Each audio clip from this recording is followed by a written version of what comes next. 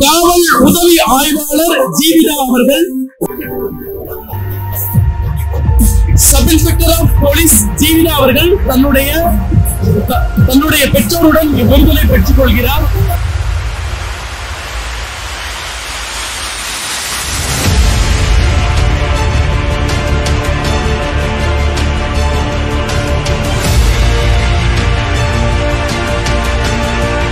எல்லாருக்கும் மதிய வணக்கம்.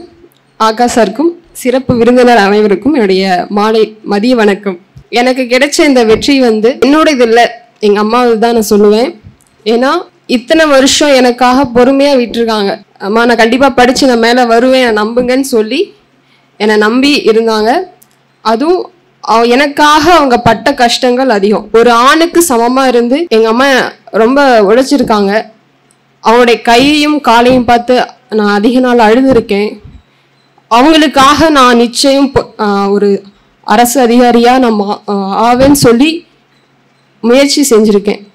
ஃபஸ்ட்டு எங்கள் அம்மாவுக்கு நான் நன்றி சொல்லிக்கிறேன். என்னை பற்றி சொல்லணுன்னா, நான் சின்ன வயசில் இருந்து காலேஜ் வரைக்கும் நான் ஸ்போர்ட்ஸ் கோட்டாவில் தான் படித்தேன். எனக்கு ஸ்போர்ட்ஸ்னால் ரொம்ப இன்ட்ரெஸ்ட்டு.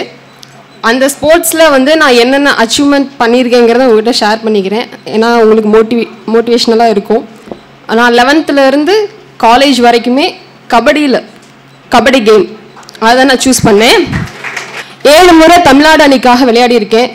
நான் ஸ்கூல் முடித்ததெல்லாம் SDAT, sports development authority of Tamil Nadu, SDAT நாமக்கல்ல படித்தேன். காலேஜ் எல்லாமே கோயம்புத்தூர் கற்பகம் யூனிவர்சிட்டியில் முடித்தேன். என்னோட 10 வருஷம் அந்த ஸ்போர்ட்ஸ் ஜேர்னியில் நான் என்னோட achievements sub junior team Tamil Nadu team கேப்டனாக இருந்திருக்கேன், ஜூனியர் தமிழ்நாடு டீம் கேப்டனாக இருக்கேன், சீனியர் டீம் தமிழ்நாடு டீம் கேப்டனாக இருந்திருக்கேன், கெலோ இண்டியா தமிழ்நாடு டீம் கேப்டனாகவும் நான் இருந்திருக்கேன். என்னோட அச்சீவ்மெண்ட்ஸ், என்னோட ஃபோக்கஸ் எல்லாமே ஸ்போர்ட்ஸில் மட்டும்தான் இருந்துச்சு. 2018 ஏஷியன் கேம்ஸ் நடந்துச்சு. அதில் இந்தியா டீம் கேம்புக்கு நான் செலக்ட் ஆனேன் தமிழ்நாட்டிலேருந்து. என்னோட ஃபீல்டு வேறு மாதிரி போகும்னு நினச்சேன். அதாவது ஸ்போர்ட்ஸ் கோட்டாவில் எனக்கு மும்பை சென்ட்ரல் ரயில்வேலேருந்து எனக்கு அப்பாயின்மெண்ட், எந்த ஒரு எக்ஸாமும் இல்லை, டைரக்ட் அப்பாயின்மெண்ட் எனக்கு மும்பை சென்ட்ரல் ரயில்வேல. அப்போ எனக்கு ஒரு ஹெல்த் இஷ்யூனால என்னால் போக முடியல. அடுத்து மறுபடியும் ஸ்போர்ட்ஸ் கோட்டாவில் தான் போகணும்னு நினச்சேன். ஆனால் இந்த ஃபீல்டுக்கு நான் வருவேன்னு நான் நினச்சே பார்க்கல. எங்கள் அண்ணா போலீஸ் தான். என் கூட விளையாண்ட எல்லாருமே போலீஸ் டிபார்ட்மெண்ட்டில் தான் ஒர்க் பண்ணுறாங்க. ஸோ எனக்கு அடுத்த ஆப்ஷன் சரி, நான் இதுக்கு போகணுன்னு முடிவு பண்ணேன். படிக்கிறது ரொம்ப டிஃபிகல்ட்டாக இருந்துச்சு. ஏன்னா ஃபுல்லாக நம்ம ஸ்போர்ட்ஸில் இருக்கிறவங்க பெருசாக படிக்க மாட்டாங்க. அது எல்லாருக்குமே தெரியும். எல்லாருக்குமே காலேஜ் இருக்க எல்லாருக்குமே ஸ்போர்ட்ஸில் ஃப்ரெண்ட்ஸ் இருப்பாங்க. ஸ்டடீஸில் பெருசாக கான்சன்ட்ரேட் பண்ண மாட்டாங்க. எனக்கு பெரிய சவாலாக இருந்துச்சு. நான் படிப்பேன் தான், ஆனால் அவ்வளோக்கா படிக்க மாட்டேன். ஃபுல்லாக ஸ்போர்ட்ஸில் கான்சன்ட்ரேட் பண்ணனால எனக்கு இது பெரிய டிஃபிகல்ட்டாக இருந்துச்சு. அதுவும் இதுக்கு முன்னாடி எந்த ஒரு காம்படிட்டிவ் எக்ஸாமுக்கு நான் ப்ரிப்பேர் பண்ணது கிடையாது. ஸோ எனக்கு இது ரொம்ப டாஸ்காக தான் இருந்துச்சு. நான் எப்படி படித்தேன்னா, சிலபஸ் மட்டும், சிலபஸில் இருக்க டாபிக்ஸ், அடுத்து ப்ரீவியஸ் இயர் கொஷின்ஸ், அடுத்து அந்த பாக்ஸ் கொஷின், புக் பேக், எதெல்லாம் இம்பார்ட்டனோ அதை மட்டும் அதிகம் ஃபோக்கஸ் பண்ணேன். அதையும் ரிவிஷன் பண்ணேன். ஒரு கரெக்டான ஒரு ஷெடியூல் போட்டு அதிகம் அதை ரிவிஷன் பண்ண, டெஸ்ட் பேட்ச் ஜாயின் பண்ணி அதை படிக்க. ஸோ கிடைச்ச டைமை கரெக்டாக நான் அதை யூஸ் பண்ணிக்கிட்டேன். நான் எக்ஸாமில் கிளியர் பண்ணிட்டேன். அடுத்து ஃபிசிக்கல். எனக்கு நினைக்கலாம், நீங்கள் ஸ்போர்ட்ஸில் இருக்கேன் கண்டிப்பாக 15-15 எல்லோரும் நினைக்கலாம். நானும் அப்படி தான் நினச்சிட்டு இருந்தேன். என்னோடய ஃபிட்னஸ் எல்லாமே போயிடுச்சு. ஃபிட்னஸ் போய் 1.5 years ஆச்சு நான் ரெக்கவர் ஆக. அந்த 1.5 yearsக்கு அப்புறம் தான் நான் எக்ஸாமுக்கு படிக்க ஆரம்பித்தேன். எக்ஸாம் பாஸ் பண்ணேன். அடுத்து ஃபிசிக்கலுக்கு அப்படியே நான் ட்ரைனிங் பண்ண ஆரம்பித்தேன். செல்ஃப் கான்ஃபிடென்ட் தான், என்னால் முடியுங்கிற அந்த செல்ஃப் கான்ஃபிடென்ட் தான். அந்த ட்ரைனிங் எடுக்கிற அந்த ஃபிசிக்கலுக்கு ட்ரைனிங் எடுக்கிற டைம் நான் நல்லா ஒர்க் அவுட்லாம் பண்ணி எல்லாத்துலேயுமே நான் 15-15 வச்சுருந்தேன். எல்லாத்துலேயுமே டபுள் ஸ்டார் நான் வச்சுருந்தேன். இப்போ இதில் எனக்கு என்ன பெரிய ஒரு சவால்னா, ஃபிசிக்கலுக்கு ஒரு வாரத்துக்கு முன்னாடி எனக்கு டெங்கு ஃபீவர்.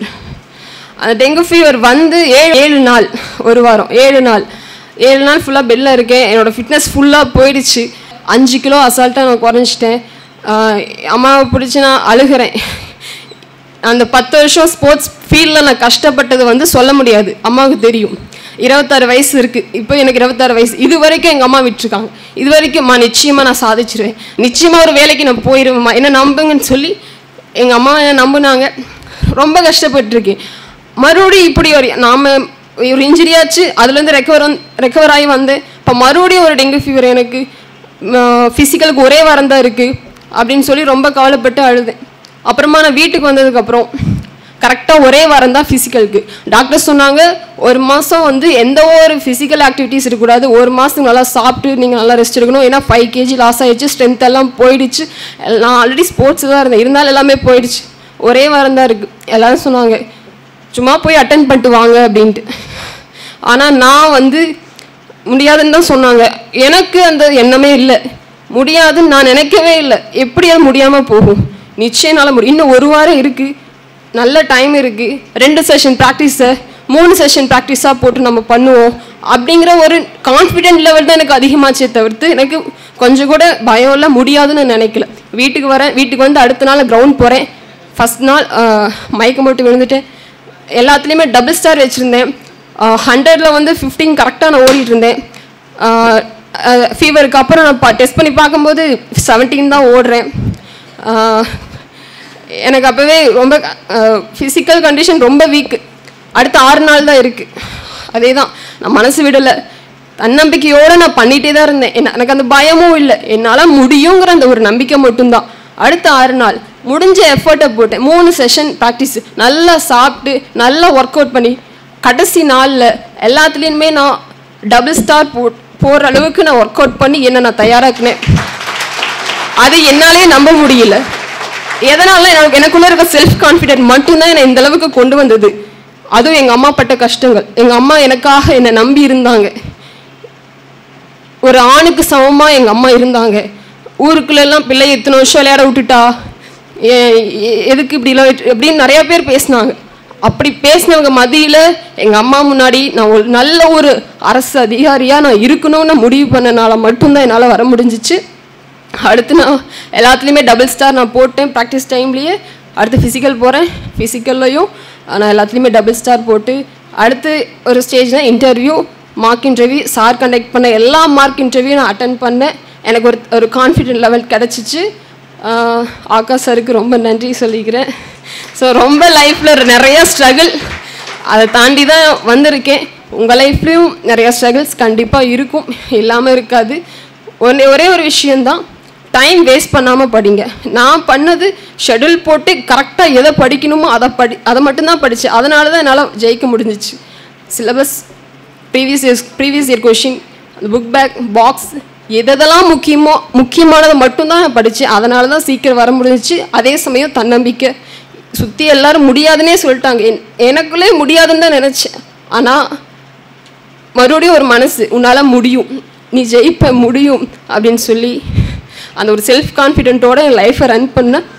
ஸோ உங்களுக்கு அதே தான், நிச்சயமாக உங்களால் முடியும். எல்லாருக்கும் ஆல் தி பெஸ்ட்.